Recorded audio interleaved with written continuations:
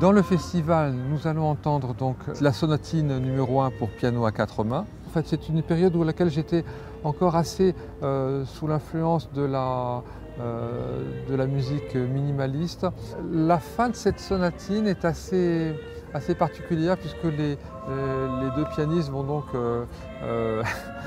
traverser le clavier avec des glissando de touches blanches et de touches noires, donc ça donne un côté un petit peu spectaculaire. Et puis finalement la pièce se termine plutôt dans l'intimité, de manière assez réservée et introspective.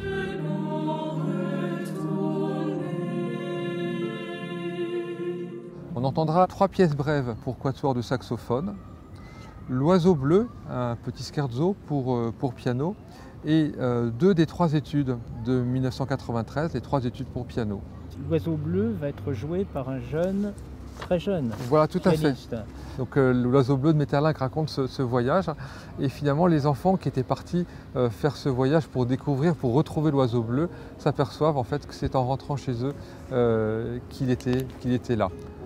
Ensuite, une œuvre de plus grande envergure, c'est une cantate sur des poèmes de Rilke, Mon cœur fait chanter des anges, qui sera interprétée dans sa version pour voix égale et piano. Ça a sûrement une raison, si vous l'avez appelé Mon cœur fait chanter des anges. Oui, en fait, j'ai trouvé dans cette poésie vraiment un climat si particulier, si sensible, si subtil, que j'avais le sentiment qu'il n'y avait qu'à se laisser porter par la poésie et les idées musicales venaient d'elles-mêmes. En tout cas, chaque poème avait sa couleur, son climat, son émotion, sa sensibilité propre.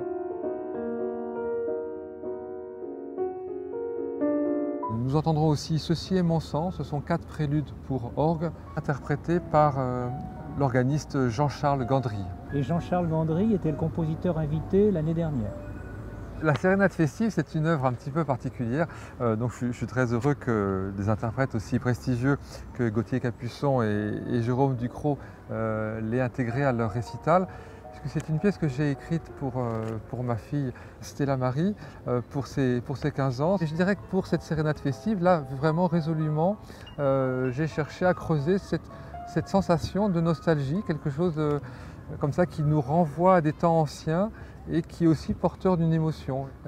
C'est à la fois léger, joyeux, triste et nostalgique, et en même temps plein de ce caractère juvénile et justement porteur d'espoir. On entendra la prière au sommeil pour chœur d'homme et enfin le quintet Invisible jardin.